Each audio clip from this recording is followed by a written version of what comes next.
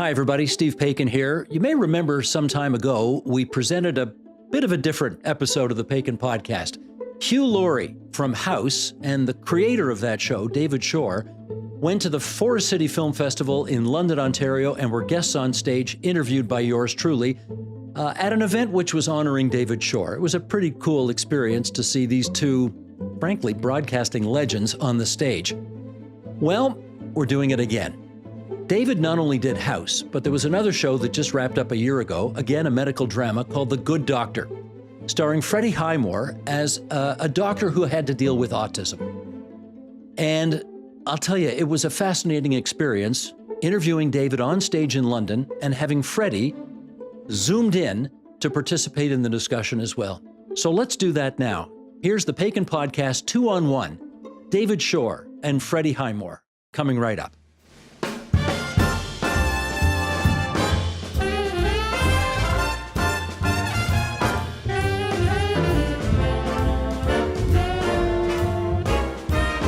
I'd like to, while we grab our seats here, also introduce somebody who is not in London, Ontario, but maybe in London, England. I don't know, we should find out. Ladies and gentlemen, can we see, zoomed or beamed in from afar, Freddie Highmore? Freddie, are you there? Hello. Freddie, where are you exactly? You are correct. I'm in the other London.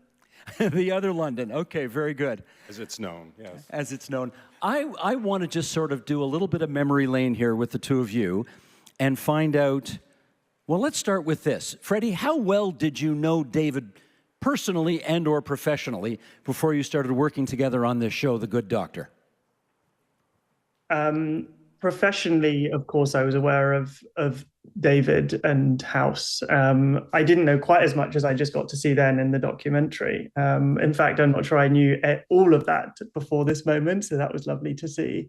And then before we started working together, I guess the sort of accurate answer to your question would be that David and I sat down to make sure that we would, or hope that we would actually get along before working together. I feel it was a wonderful first little chat at a deli in LA. We bonded, we saw the show the same way, and then off we went. Freddie, you'd finished Bates Motel like a few hours before we met, right? It was a little short, yeah. I filmed Bates Motel in Vancouver. We ended up shooting The Good Doctor in Vancouver as well. So Canada is very close and dear to my heart. But it was, we'd literally just finished. I flew down to LA, had no intention whatsoever of jumping into another television show, having just done one for 5 years. And it truly, I'm not just saying this, but it took not only such a special script that David had written, but also just him being such a wonderful human being, as well as talented, intellectual, smart human being, to persuade me to jump right into something else, having days before been convinced that would never be possible. How well did you know him before you wanted him for your show? I knew he was Charlie. Charlie in the... As in Willy Wonka Charlie? Yes. That's what you were waiting for. You saw that and were like, I'm going to write a medical drama for this guy, but it's going to take him a while to grow up. But you didn't know him personally? I did not know him personally. You know, I'd seen a little bit of Bates Motel, and then he was brought up. This is one of the rarest statements you're going to hear. This happened because of a network executive.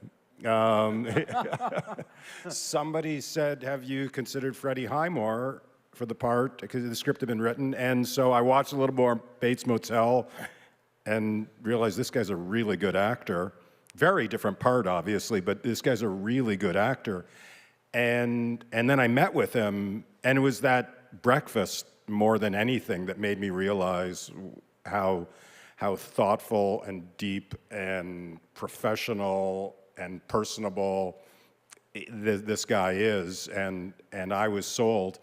And And yeah, and so it was just, again, I had two really amazing experiences with an actor who brought he elevated it. And yeah. Okay, but let me jump in here, because yesterday when we were talking with Hugh Laurie, you confessed that you considered as many as 18 different actors for the role of House. It was way more than that. More for than House. that, okay. Oh, yeah. But not serious. I mean, we auditioned dozens. Okay. But what about for this part? This one was different. I don't think we ever auditioned anybody for this. I think his name came up. We met with him and offered him the part, and he turned us down. Oh, Freddie, there's a story there. Why'd you turn him down? Well, I sort of didn't really. It's the same story. It was the same thing. It was just so soon. It was like, well, this is preposterous. I think it was also the amount of good fortune that I felt on Bates Motel. It just felt like you couldn't get lucky enough to have something come up so soon, and it was so hard to believe really that would be possible. And I also think, which David, of course, knows very well himself from House, that when you have had a long experience of several years where you are wholly committed to something and it kind of takes over your entire life, you want to be entirely certain that in success, you want to be doing this for many, many years, and that you also want to be working in such close collaboration with the person who ended up being David.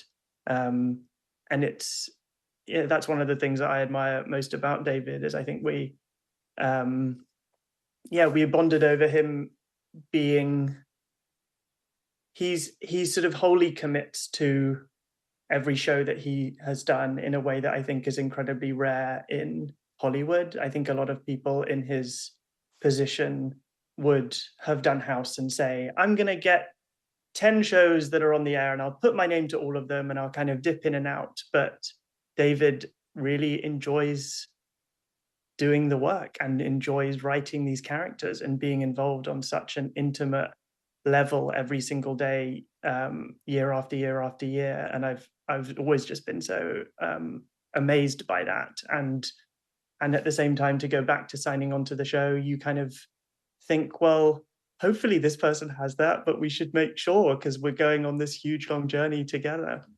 In fairness, by the way, but you also don't want to sign up to something hoping that it's going to never get picked up to series. So you have to hope that it will be many years.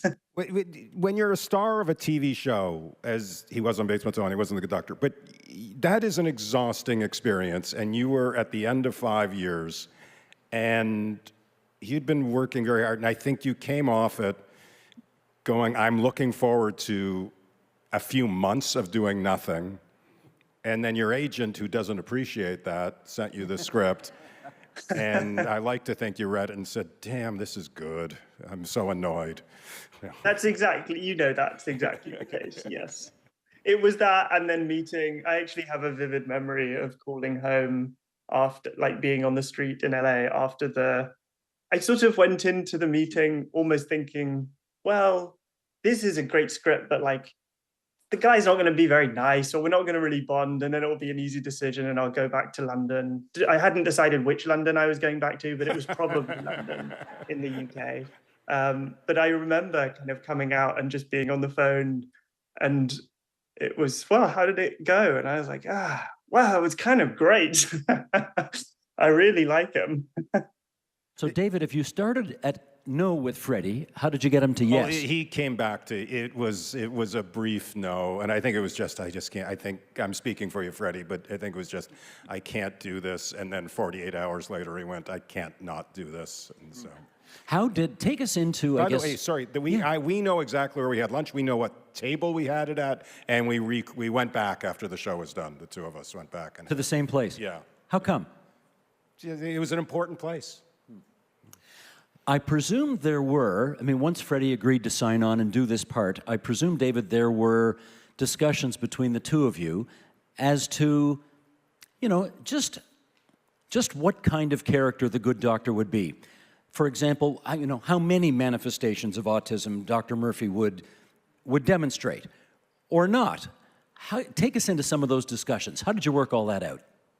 We had a lot of talks, and I think either of us could answer this question very similarly, because it was a similar process. Right from that meal, we were thinking that was the largest part of that conversation. And we know the world, and particularly the part of the world that's familiar with that and cares about that for obvious reasons, because it's personal to them, are going to be looking at us very, very closely. And we didn't want to let them down. That would be just wrong. And so we wanted, the number one thing was that we didn't want him to be television's autistic character. We wanted him to be, and this is so obvious, but it's not always the case, a fully formed, as everybody is it a fully formed human being who happened to have autism. And so it was very important that he wasn't just up there as a representative. He was a human being, and it was incredibly gratifying, actually. It was one of the really most significant things of the show, was hearing from that community and hearing positive things from that community. Freddie, you want to build on that?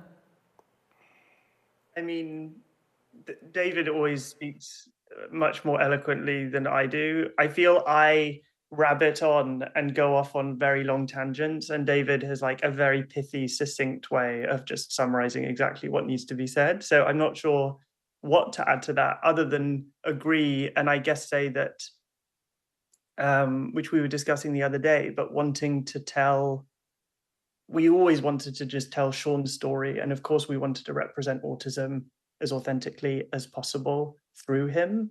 But at the same time, he was never going to represent everyone who is on the spectrum, nor should he, in the way a neurotypical lead character of a television show is never going to represent everyone who's neurotypical in the world.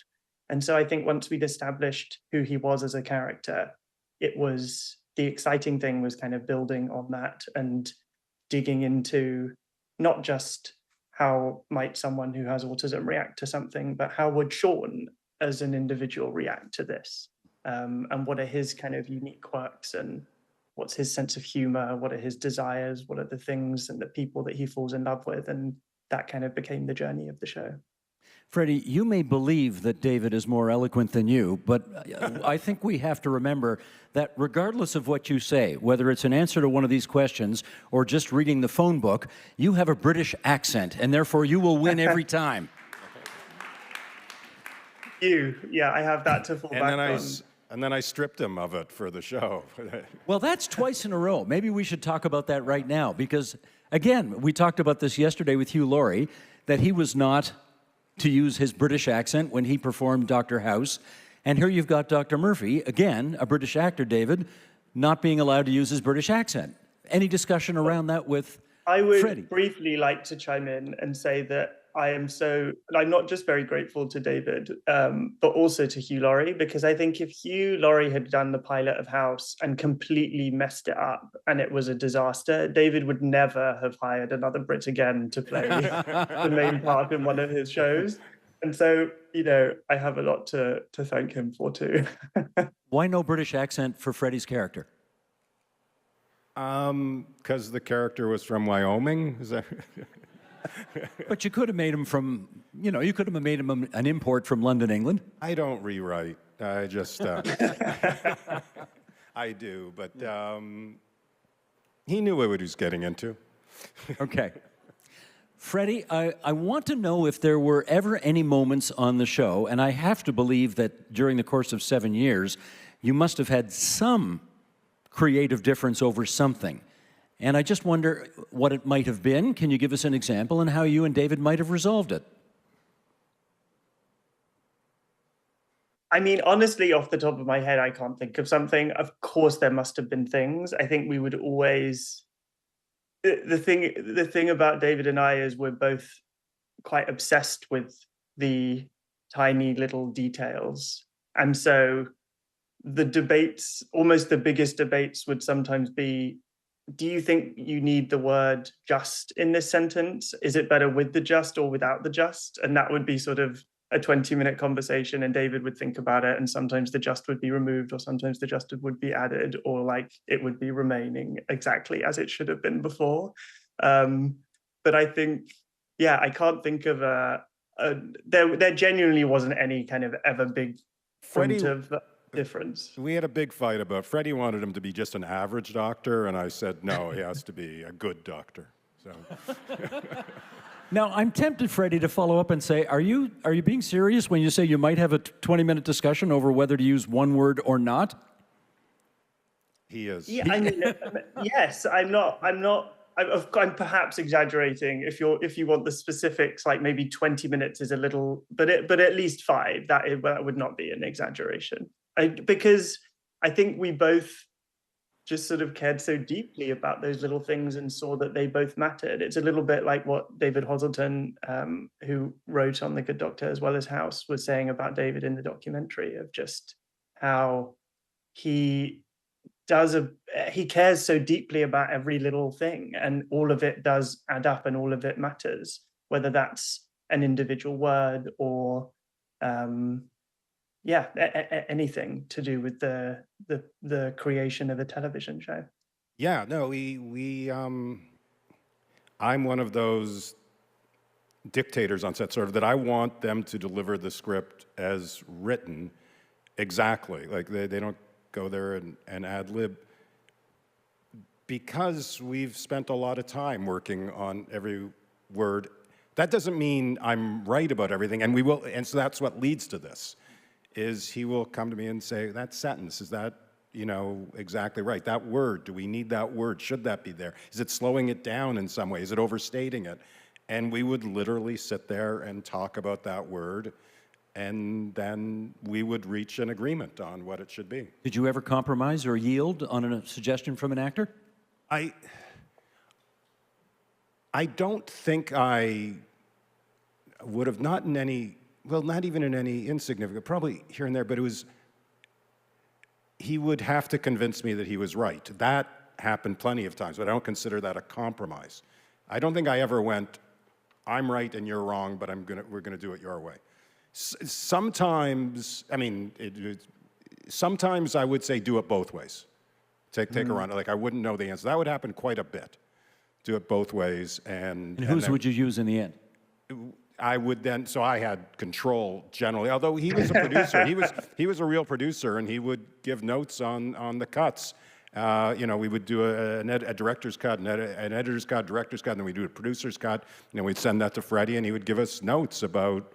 He said he was remarkable, actually, that he was absolutely remarkable. He would go, I know there was another take where I did this, and it would just be a subtle difference. Maybe you want to take a look at that. And so I'd look at that and go, oh, yeah, that was good. He would always give us a funny little version, which he would, always subtle differences. And it'd be like 8 funny things in every episode he would do. And he would know, we would talk about this. If we used all 8, it wouldn't work. But if we used 3, it would work fantastic. And so it's a question of choosing the 3. But yeah, so I'd go into editing, and I think I had an open mind and would go, yeah, if what he did was good, Freddie, tell us why at the end of the day, for those of us who are not inside that kind of artistic process, why do all of those, what seem like very small, tiny even decisions, when you add them all up, why do they matter to the overall outcome of whatever it is you're doing? Well, I guess the first thing is I would very much like to think that they do. But I think the reason why they do is because of course it's less about one individual moment. And I'm sure that if one particular beat was different, the entire show wouldn't have been ruined.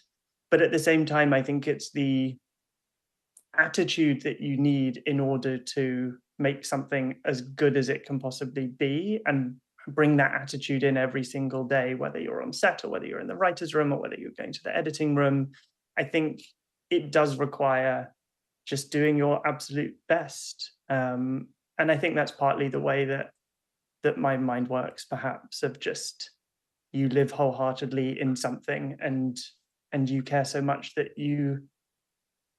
everything does matter. And almost the slippery slope to me feels like the moment you say, well, that scene wasn't so good, but that's okay, then everything starts slipping. And I think one of the things that I know both David and I are proud of is that I think everyone on the show, the crew and sort of coming in every day, wanted it to be as good as it could be. And I think it's probably especially important on a show like The Good Doctor or on House, where there is a procedural element. There are certain things that are the same every week. There is usually a surgery. There are new patients that come in. You're in a lot of the same locations and sets. And so it would be easy to fall into a pattern of just doing the same thing every week and ticking over and just sort of saying, well, we did it this way last week and it was good, so let's just do it the same again. But that, to me, again, seems like not only the sort of death of the creative process, but then it starts to be, what's the point? And as David was alluding to, see, this is one of my long-winded answers. As David was alluding to, I think it does take so much out of you and your family, and to make a show like when you're doing 20 episodes every single year for years and years, that you have to really love it and put everything into it. Otherwise it would be a pretty miserable 7 years. And Freddie was just, I was starting to talk about this, but I didn't finish my own thought. As a producer, he was remarkable, and it relates to that. He'd be on the set, we'd be doing a scene, there was a surgery scene, and we've done 50, 100 surgeries before, and he would be constantly looking for a new way to approach it, a new way to do it. He'd be he made suggestions to every one of our crew members, and that sounds like he was annoying. He was not. They all loved him. He was great. As I said the other night, whatever you do for a living, if Freddie Highmore sends in an application for a job, hire him. Doesn't matter what it is. Yeah. And David, always sign up. If David offers you a job, then definitely do it, and don't almost do what I did and turn him down.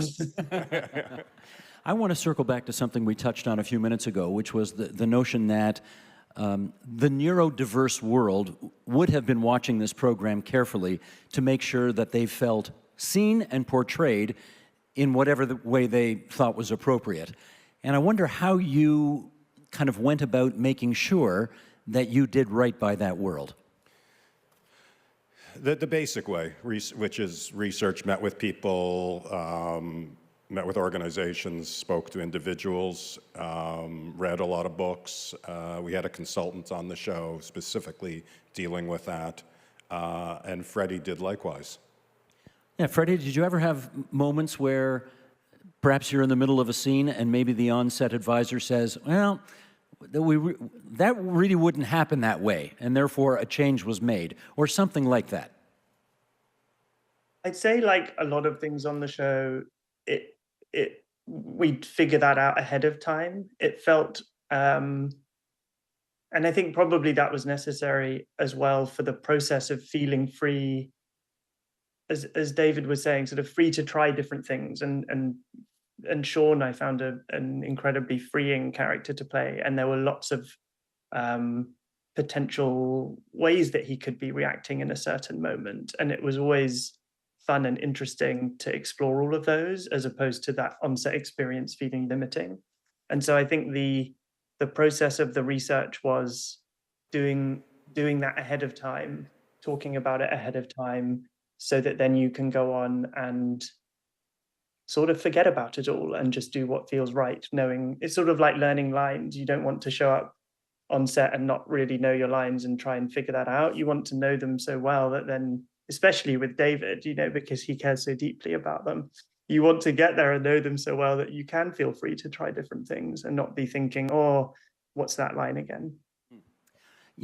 I suspect there's a part of everybody in this audience here that imagines a future, I don't know what, television series, special, movie, David, with both of your British-speaking but American-sounding doctors in the same episode.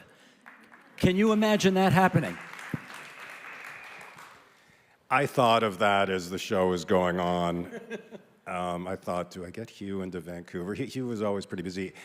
But I didn't do it, because as delightful as that sounds, I'm not a big fan of meta stuff where you're like, oh, it's Dr. House with Dr. Murphy.